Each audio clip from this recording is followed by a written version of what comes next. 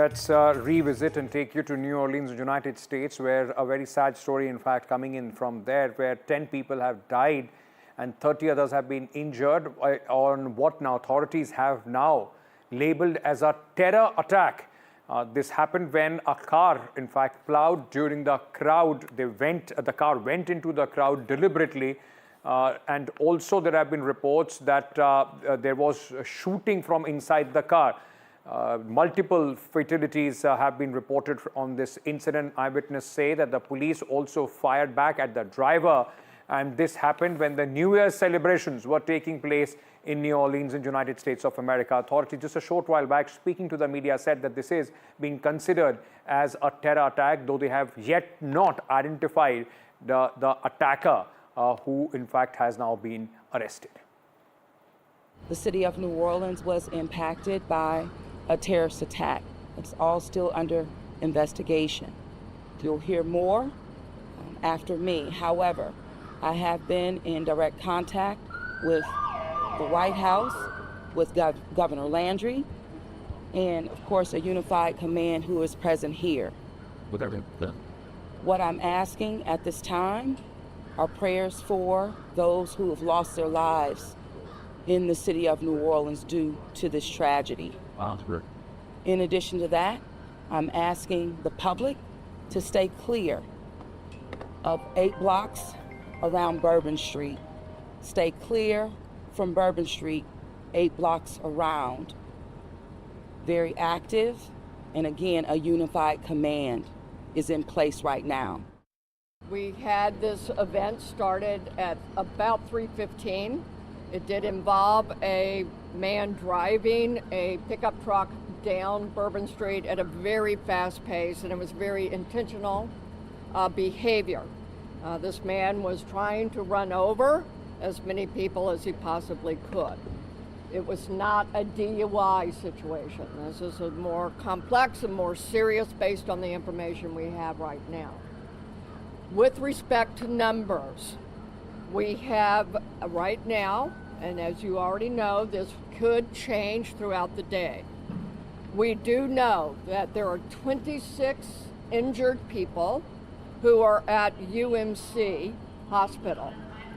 We know we have 4 at Turo, 4 at Oshner Baptist, 1 at Tulane, but even as I was walking out the door, I believe I have an unconfirmed additional people who have been taken to other area hospitals, possibly on the east side. But we will give you as many correct numbers as we can as the day progresses.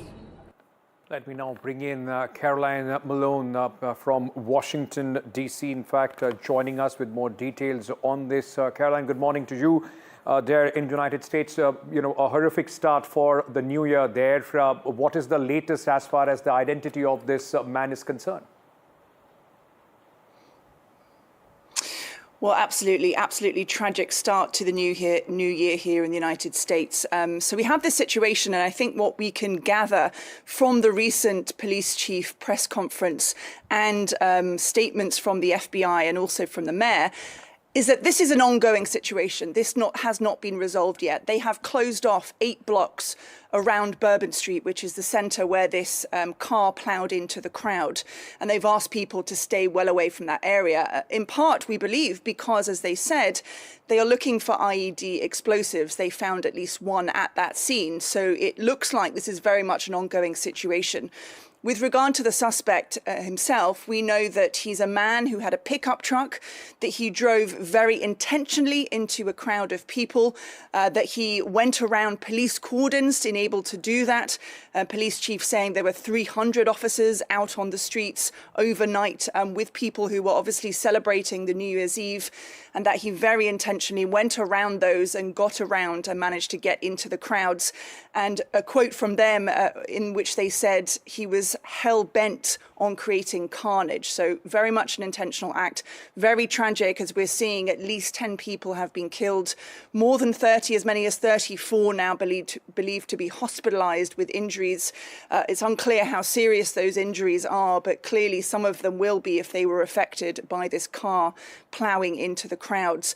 We also heard from the police chief that the suspect actually shot at police officers as well. So presumably they were trying to stop him in some way, and they were actually shot in this incident. Again, we don't know if the police officers survived or if they're among those who are either killed or in hospital. But certainly this person didn't just use his car as a weapon, he also had a gun on him. And if he is also related to the IED explosives, then this is, a multiple level incident.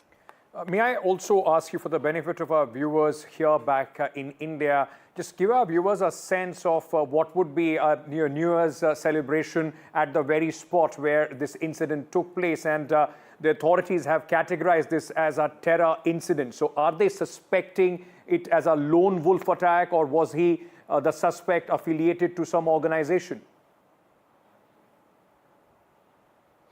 So at the moment, they haven't given us that information. It seems that the plan is for them to gather more information, and they said they'll give another press conference at 11 a.m. local time. So that's in about 3 hours from now.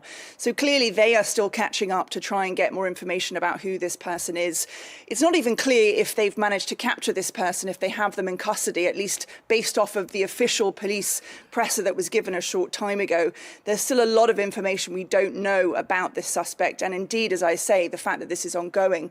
With regard to the event itself, so New Orleans is a very popular spot for people to go and celebrate New Year's Eve. It's known for its culture, for its music. A lot of street parades are happening at that time, so a lot of people would have been out on the streets overnight celebrating New Year's Eve.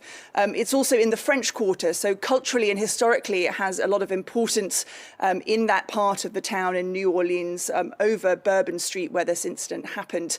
One thing that the officers, the police chief did say in the press conference is that, this is an ongoing situation, so certainly evolving, and they've blocked off 8 blocks of that area to make sure that people are potentially not caught up in what is an ongoing situation. However, they've asked people to carry on about their day in the rest of the city, in the rest of New Orleans, which may seem somewhat contradictory in some respects. However, there are big events planned for New Year's Day in New Orleans, the least of which is a huge football game. So sport and football being a huge part of the celebration for New Year's Day, a huge football game planned for the afternoon in New Orleans. And for the moment, the police and the mayor are saying that those events will carry on as usual, even though they are asking people to stay away from this particular scene.